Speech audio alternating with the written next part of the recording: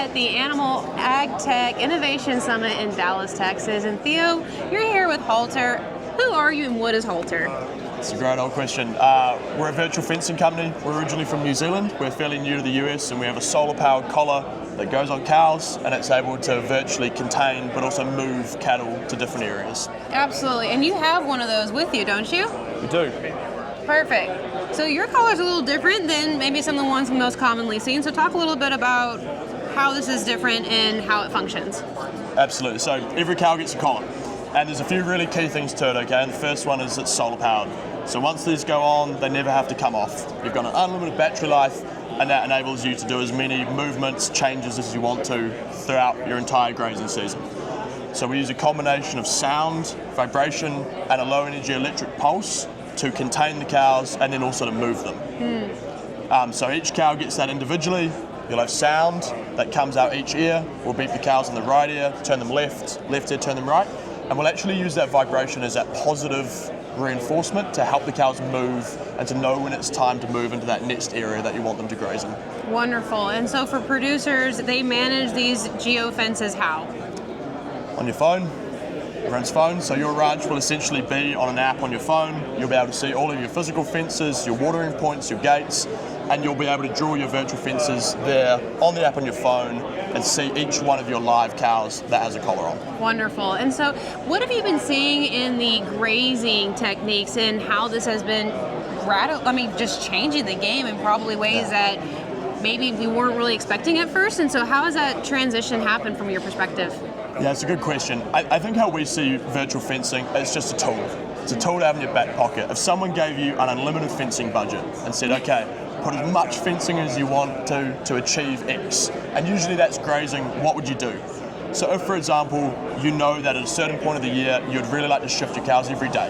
You've got a 1,000-acre pasture, and you want to put that down into 10 smaller pastures, you're able to do that with your virtual fencing. Maybe you've got a central watering point, you can wagon wheel off them. So it's essentially just giving you the opportunity to graze the way you've always wanted to, maybe exclude cows from certain areas without the need for the physical fencing or someone to actually go out there with polywire and do it manually. Absolutely, so saving a lot of time and a lot of resources.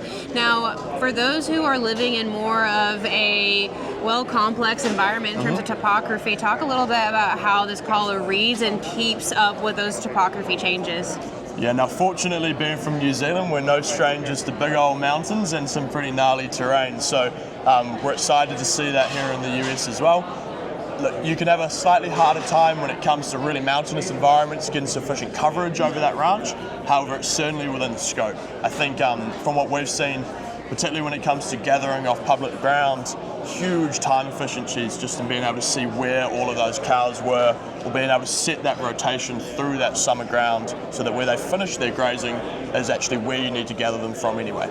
Interesting. And so we're talking about grazing, and you mentioned public land. So your customer base, has it been a little bit all over the board, or has it been predominantly cow-calf or stockers? It has been a little bit all over the board. The majority of our market is definitely cow-calf in the US. That's the main target market, that's what the focus is on. We're live in 10 different states now, from Montana down to Texas and a whole lot of states in between. So a bunch of different environments, public ground, data ground, a real combination. That's really exciting. Yeah. So where do you see the future of where Halter's going? Look, I think we've really enjoyed coming to the US, learning about how you guys' systems work over here, and then how as a tool we can be most useful to you guys actually on the ground. So we're growing pretty fast. We've got a lot of people on the ground, supporting ranchers who are interested in using this tool and making sure that ranchers who are interested in seeing how it works have a space in an area where they can actually go and see that and learn off other people who are using it. That's really exciting. Yeah. So for those who want to get in touch with you or Halter, how would they do that? Best way to get in touch with us is through the website.